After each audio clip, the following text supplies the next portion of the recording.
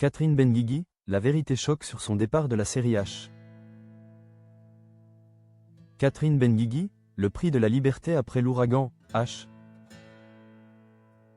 Dans l'histoire de la télévision française, il est des succès si fulgurants qu'ils finissent par consumer ceux qui les portent. Pour Catherine Benguigui, la série culte H fut à la fois un tremplin doré et une cage de verre. Invitée ce 24 décembre 2025.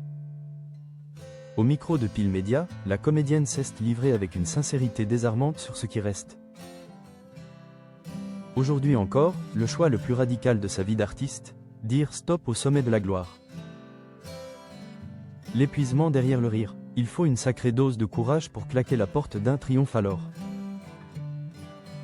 Que tous les voyants sont au vert. Psychologiquement, je ne pouvais plus, lâche-t-elle sans détour. À l'époque, le pays entier ne jure que par les aventures de l'hôpital de Trappes. Catherine est au cœur du réacteur, entourée du trio de génies Jamel Debbouze, Éric Judor et Ramzy Bedia. Le paradoxe est alors total. J'étais bien payé, ça marchait, se souvient-elle. Mais derrière l'apparat du succès, le bonheur s'étiole. Pour Catherine, rester aurait été un mensonge.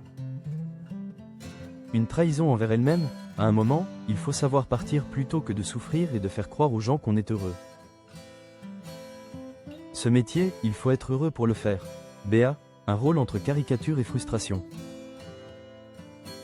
Quelques jours plus tôt, sur le plateau de chez Jordan Deluxe, l'actrice avait déjà levé le voile sur les raisons profondes de ce malaise. Le personnage de Béa, bien que chéri par le public, était devenu un fardeau. Catherine Benguigui pointe du doigt des rôles assez caricaturaux.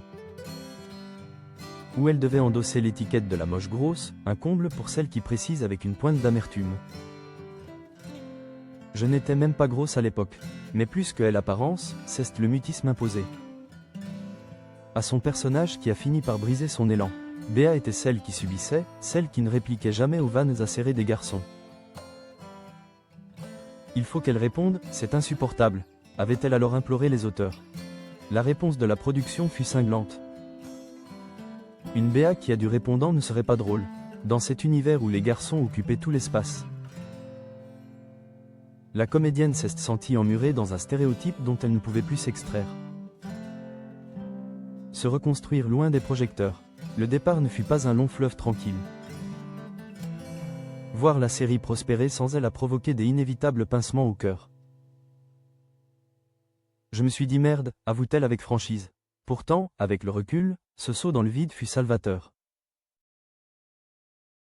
Ce retrait volontaire lui a permis de se reconstruire, loin des caricatures de ses débuts. Aujourd'hui, c'est dans la peau de l'autre Béa, Béatrice Mondino, personnage bien plus solaire et affirmé dans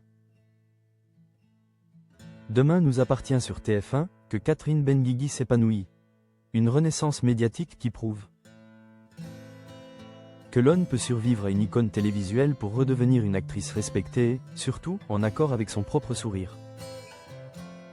En écoutant Catherine Benguigui, on comprend que la véritable réussite n'est pas de rester à l'antenne à n'importe quel prix,